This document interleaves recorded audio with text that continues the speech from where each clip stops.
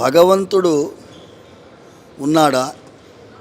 భగవంతుడు ఉంటే ఆయన ఇంత అరాచకాన్ని సహిస్తూ ఉంటాడా అనేటటువంటి ప్రతి ఒక్క మనిషిలో ఉండేటటువంటి ప్రశ్న. ప్రపంచమంతా కూడా అర్థ కామం కోసం జీవిస్తారు.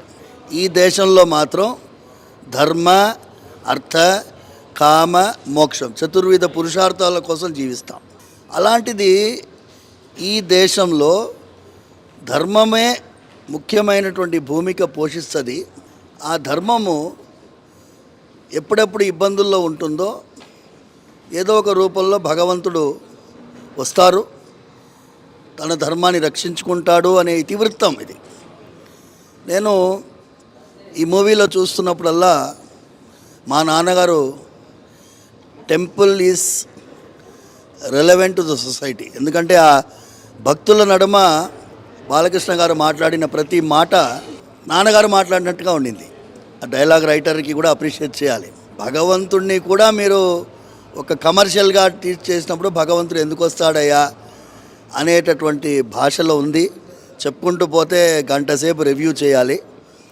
రివ్యూని కూడా మర్చిపోయి నేనేమంటున్నాను అంటే, పనికి మాలిన వాళ్ళు ఒక 5 నిమిషాలు కూడా కూర్చొని ఏమీ రాయలేనటువంటి వారు రాసే రివ్యూలు చూసి మీ మనస్సులో ఉండేటటువంటి మూవీ ఎలా ఉంటుందో ఏమో అని ఎవరో ఎందుకు చెప్పాలండి? మీరు చూసి you make your own review. That is my humble submission. నేను ప్రత్యక్షంగా వచ్చి చూశాను. చూసిన తర్వాత లాజిక్ ఉందా, మ్యాజిక్ ఉందా అనేది మీరు చూడండి.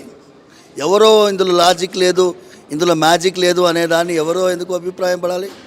Every frame there is magic, there is logic. చిన్నపిల్లల నుంచి పెద్దవాళ్ళ వరకు ధర్మాన్ని రక్షించేటటువంటి ఒక సైన్యం ఈ దేశానికి కావాలి. కాబట్టి ఒక విజువల్ ట్రీట్గా చిన్నపిల్లల నుంచి పెద్దవాళ్ళు వచ్చి ఈ మూవీని చూడండి అని ప్రార్థిస్తున్నాను.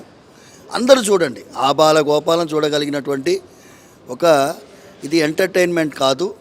It is going to be an enchantment and it is going to be an upliftment of your feeling towards dharma. ధర్మం పైన మీకు ఒక అద్భుతమైనటువంటి అవగాహన వస్తుంది.